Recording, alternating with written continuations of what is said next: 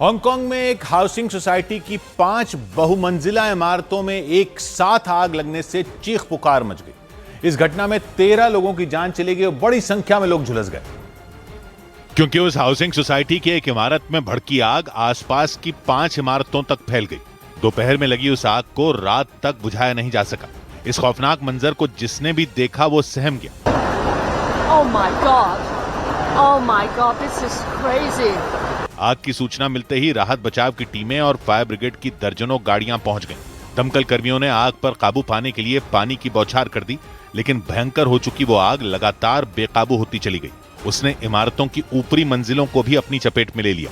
इसके बाद तो वहां चीखना चिल्लाना मच गया, क्योंकि उन इमारतों में कई परिवारों के फंसे होने की आशंका जताई गई। राहत बचाव टीम ने उन्हें निकालने के लिए एड़ी चोटी का जोर लगा दिया, लेकिन भीषण आग की वजह से उनके भी पसीने छूट गए।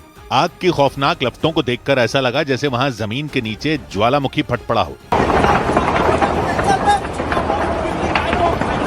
बहुमंजिला इमारतों में लगी आग और उससे निकल रहे धुएं को कई किलोमीटर दूर से भी देखा गया। इस खौफनाक मंजर को देख सड़क पर चल रही गाड़ियां भी ठहर गईं। उन गाड़ियों में बैठे लोग टकटकी लगाए दिल दहला देने वाली इस घटना को देखते रहे, क्योंकि वो आग सब कुछ जलाकर राख कर देने पर आमादा नजर आई। रोंगटे खड़े कर देने वाली ये घटना हांगकांग के ताइपो इलाके में हुई। जिस हाउसिंग सोसाइटी में आग लगी वहां 2000 से भी ज्यादा परिवार रहते थे और इसीलिए आग के भड़कते ही वहां अफरा तफरी मच गई। हालांकि ज्यादातर लोग वक्त रहते भाग निकले, लेकिन कई लोग आग और धुएं के बीच इमारतों में फंसे रह गए। उन्हें सुरक्षित निकालने के लिए राहत बचाव में जुटे कर्मचारियों ने जान की बाजी लगा दी। कई घंटों की मेहनत के बाद वो कुछ लोगों को बाहर लाने में सफल भी हुए, लेकिन आग में झुलसने से कई लोगों की जान चली गई।